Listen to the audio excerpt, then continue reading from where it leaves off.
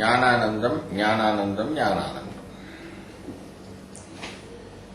இன்னைக்கு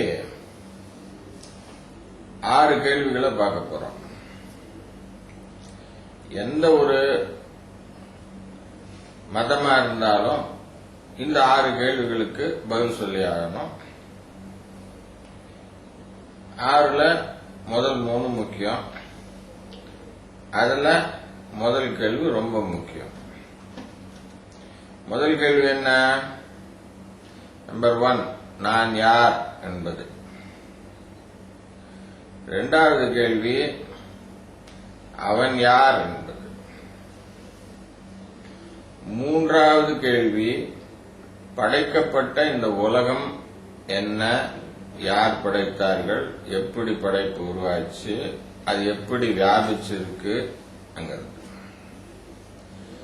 4வது கேள்வி 3 சொன்னோம். நான், அவன், படைப்பு. படைப்புன்னா உலகம், எல்லா அகிலாண்டங்களும் சேர்ந்தது. இந்த 3த்துக்கும் என்ன சம்பந்தம்? இதுதான் 4வது கேள்வி. பந்தம், அது சம்பந்தம், ரிலேஷன்ஷிப். இந்த 3 எப்படி they are connected with each other என்றது 4வது கேள்வி. 5வது கேள்வி, சாமி இதுல என்ன தப்பு, என்ன what is wrong in this? நான் ஏன் கஷ்டப்படுறேன், அவன் ஏன் சுகமா இருக்கான், நான் ஏன் இதுல மாட்டின்னு இருக்கேன், அதுல இருந்து வெளியில வர முடியும். 5வது கேள்வி, what is wrong in this? 6வது கேள்வி, இதனால நீங்க என்ன சொல்றீங்க? எந்த மத தலைவரோ அவருடைய கருத்து என்ன? அது அத்விதீயமா, அத்வைத்தமா, விசிஷ்டாத்வைத்தமா, துவைத்தமா, சூன்யமா, பௌத்தமா, ஜெயினமா, இஸ்லாமா, இயேசுவா, எதுவானாலும் அதோட அவங்களுடைய கருத்து என்ன? இந்த 6 கேள்விகளுக்கு பதில் இருக்கணும்.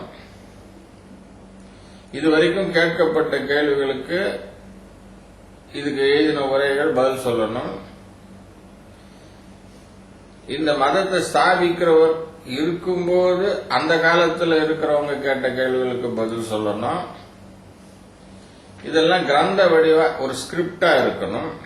அது கீதையா இருக்கலாம், குர்ஆனா இருக்கலாம், பைபிளா இருக்கலாம். அதுக்கப்புறம் பிற்காலத்தில் வரவங்களுக்கு வர சந்தேகங்கள் நிவர்த்தியாகி அவளுக்கு கிளாரிட்டி கிடைக்கணும். லோகத்தில் எல்லாரும் சுபிஷமா இருக்கணும்.